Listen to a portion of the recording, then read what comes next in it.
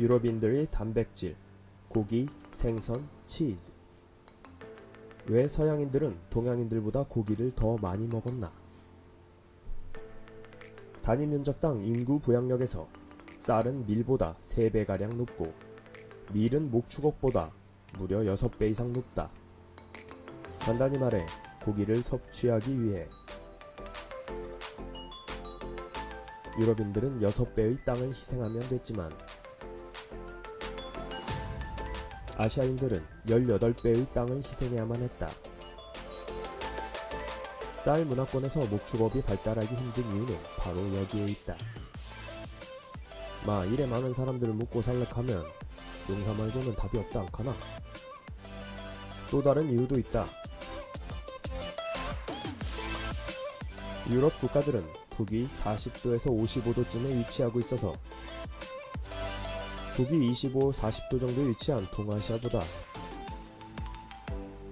평균 위도가 15도 정도 높은 곳에 위치하고 있기 때문에 태양광의 도달도가 조금 떨어져서 토지의 칼로리 생산량이 충분하지 않다.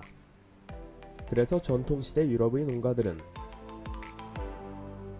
가구당 평균 20헥타르의 땅이 필요했다.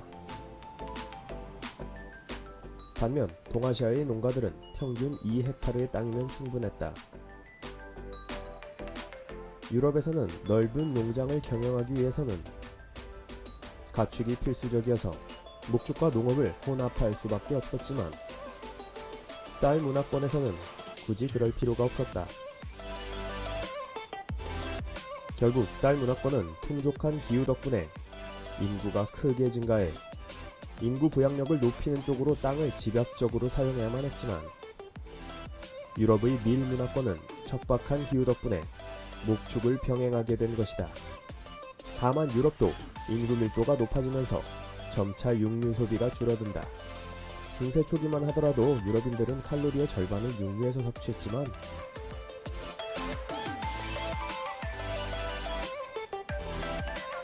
인구가 증가할수록 고기에 대한 기회비용이 높아져서 17, 18세기 무렵 서유럽의 서민들은 평소엔 고기 구경도 못하고 살아가게 된다는 햄과 소시지. 19세기까지 유럽인들은 대부분의 육류를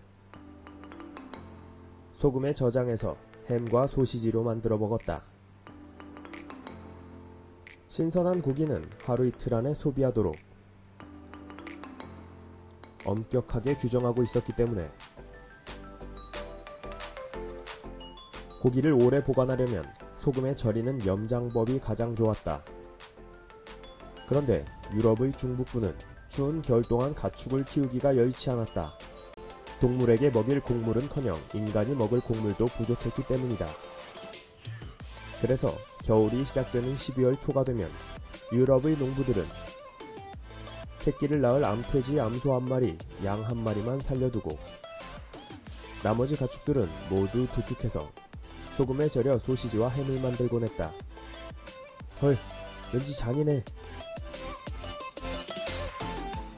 이때 돼지는 버릴 것이 전혀 없어서 피는 창자에 넣어 소시지로 만들거나 가마솥에 넣어 선짓국 같은 것을 끓여 먹었다.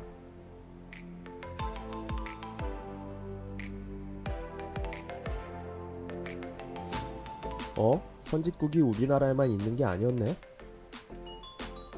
사람 사는 데는 다 비슷하다. 사실 소시지는 소금으로 맛을 낸다는 뜻의 쌀수스에서 유래되었다. 소시지는 크게 두 가지가 있는데 프랑크푸르트 소시지처럼 곱게 간 고기를 창자에 넣어 익혀서 금방 먹어야 하는 소시지가 있는가 하면 우리나라의 순대도 이와 같은 형태의 소시지인 오래 보관하기 위해 창자에 생고기를 넣어 발효시킨 건조 소시지도 있다. 이런 건조 소시지는 보통 1, 2년 동안 보관할 수 있었기 때문에 장기간 항해를 하는 선원이나 군인들의 보존 식량으로 요긴한 단백질원이 될 수 있었다. 그렇다면 햄은 또 어떻게 다른가? 사실 우리가 흔히 알고 있는 가공육은 진짜 햄이 아니다. 진짜 햄은 돼지 엉덩이살이 붙은 뒷다리를 통째로 소금에 절여 만든다. 혹은 생삼겹살 덩어리를 소금물에 절인 베이컨도 있다.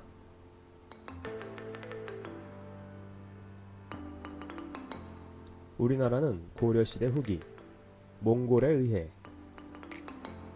소세지 만드는 법이 알려졌지만 관련된 기록은 안타깝게도 발견되지 않고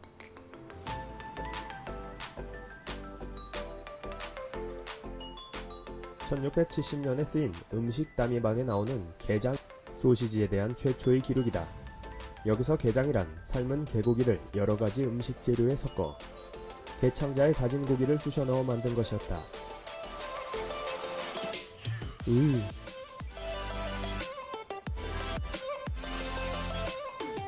반면 우리가 흔히 먹는 순대는 구한 말 이후부터 만들어지기 시작한 것이다. 조선시대에는 돼지고기를 잘 먹지 않았기 때문에 돼지 순대가 없었지만 당시는 돼지고기를 잘 안 먹었기 때문에 육종에 신경을 쓰지 않아 돼지의 크기도 매우 작았다. 구한말 이후 외래종 돼지가 들어오면서 돼지고기를 먹게 되고 그러면서 순대가 만들어졌던 것임. 청어와 대구. 냉동시설이 발명되기 전까지는 생선이나 고기를 오랫동안 보관하여 먹기 위해서는 소금에 절이거나 건조시키거나 훈제를 해야만 했다. 이 중에서 유럽인들은 주로 소금에 절여 먹는 방법을 택했다. 절여 먹는 방법이 가장 손쉬운 방법이니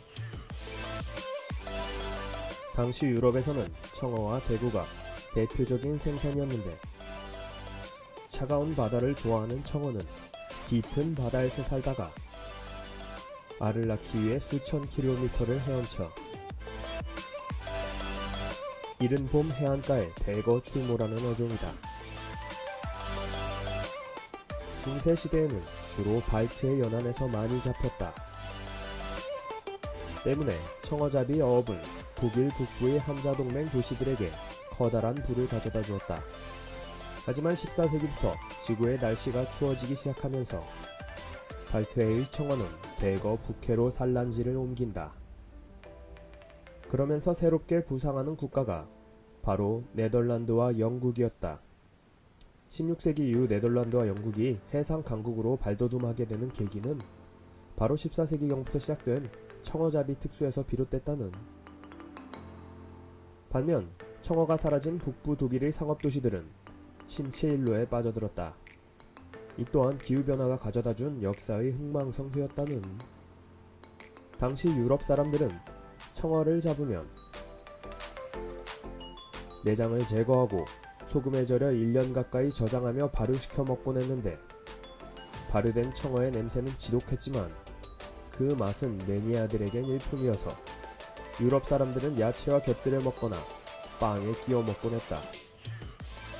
수르슈트레밍 한번 먹어보라는 냄새만 맡아도 막힌 코가 뻥 뚫린다는 숙성된 삭힌 홍어보다 더 지독한 세계 최고의 혐오 음식 중 하나이다. 또 다른 생선은 대구였다. 대구는 크기도 크고 살도 많아 청어에 비해 저장이 쉽고 맛도 좋았기 때문에 값이 비싼 생선이었다.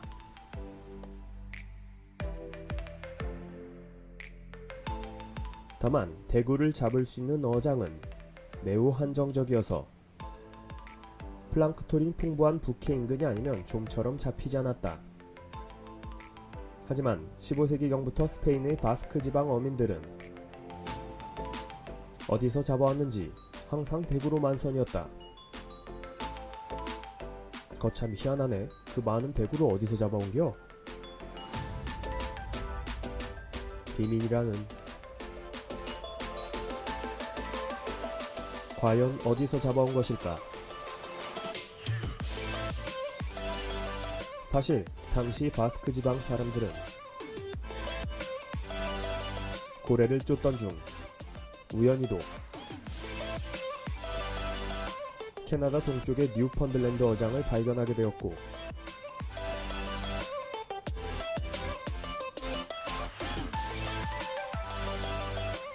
이곳에서 잡은 대구로 엄청난 수익을 올렸던 것이다. 콜럼버스가 신대륙을 발견했을 때보다 더 이른 시기였다는 주장도 있고, 하지만 바스크 어민들은 이런 사실을 오랫동안 비밀로 했기 때문에 이 황금어장은 100년도 훨씬 넘게 외부에 공개되지 않았다. 하지만 16세기 말 영국이 뉴펀들랜드 대구잡이에 뛰어들면서 이곳은 유럽 각국 어선들의 어업 경쟁장이 되어버렸으니 18세기경 뉴펀들랜드 해안으로 몰려든 어부들의 수만 매년 1만 5천 명에 달했다고 한다. 하지만 결국 황금어장을 독차지한 것은 강력한 해군을 가진 영국과 프랑스였다. 아, 아르마다의 영광이여.